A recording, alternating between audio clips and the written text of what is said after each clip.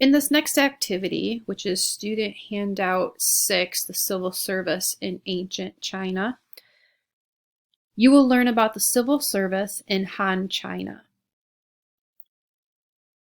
What I need you to do is go through and read this document. So what was it? Examinations, what did they do? So on and so on until you get to this table.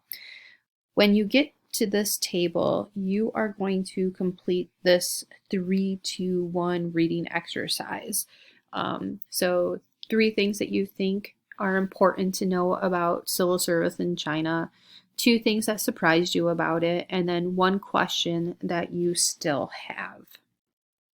When you finish with the 3-2-1 reading exercise, you're going to go down to this analysis question. So you'll go through and read this question. So it basically asks you to think about the advantages and drawbacks of a civil service to an empire.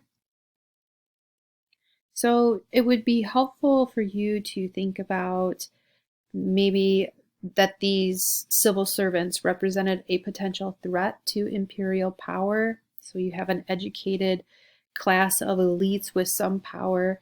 Maybe they could make it more difficult for an emperor to have total authority.